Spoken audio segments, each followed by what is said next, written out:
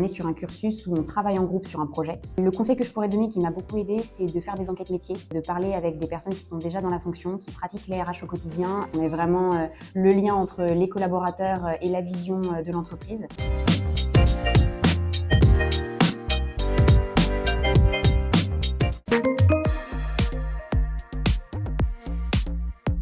J'ai commencé par un DUG de psycho et j'ai continué avec des études dans l'éducation, notamment j'ai fait mon master et donc le concours.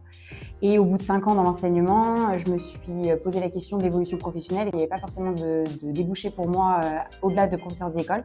Donc j'ai commencé à penser à ma reconversion professionnelle avec l'accompagnement dispensé par CESI dans la recherche d'emploi ou dans l'accompagnement pour construire mon CV et des entretiens d'embauche. Ça m'a paru tout naturel en fait de me tourner vers cette école. Et à la suite de ça, donc j'ai intégré le bachelor. Donc en alternance dans une entreprise pendant 1 an. À la fin de ce bachelor, comme j'étais plutôt emballée, j'ai décidé de continuer sur le master, donc le master MDRH. Actuellement en 2e année et je suis en alternance dans l'entreprise Les Eugélins en Vendée. D'abord, j'ai fait un bilan de compétences. Et donc, ce qui est ressorti, c'est comme dans le métier de professeur des écoles, ce qui m'attirait, c'était la dimension humaine, sociale et surtout l'accompagnement des personnes. Donc, autant on peut accompagner des élèves en classe et en entreprise, on accompagne des collaborateurs.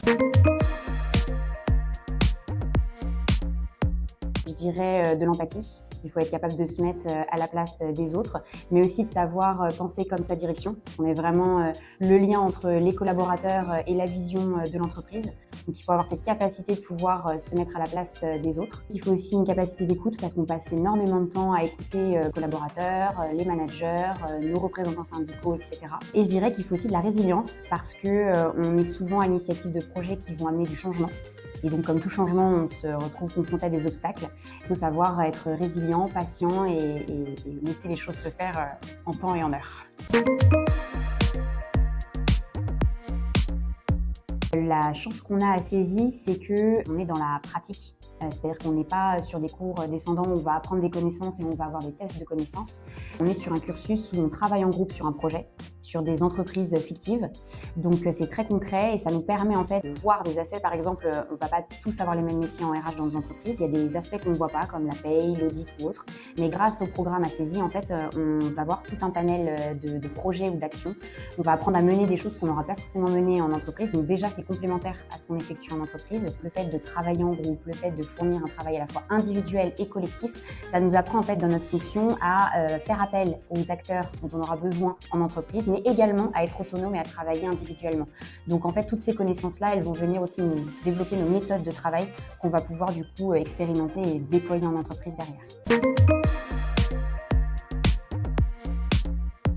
La première chose que je fais, c'est que j'arrive et je lis mes mails parce qu'on échange énormément par mail. Ces traitements-là vont donner un petit peu la priorisation des actions sur la journée.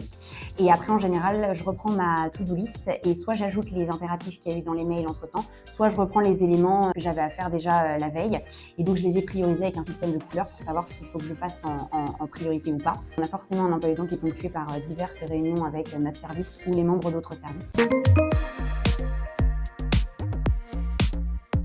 On a dû réaliser un audit social, donc en fait, on va venir évaluer dans une entreprise si l'entreprise est en conformité avec le cadre légal. Donc, est-ce qu'ils recrutent correctement leurs collaborateurs? Est-ce qu'ils les payent correctement? Donc, on doit éplucher tout un tas de documents propres à l'entreprise et venir pointer les urgences à régler et les risques encourus par l'entreprise. Et ça, c'était vraiment fascinant parce que c'est vraiment une façon de rentrer très profondément dans l'entreprise sous toutes ces strates. C'est quelque chose qu'aucun de nous n'a fait en entreprise, donc c'était très plaisant que CESI puisse nous mettre ça à disposition.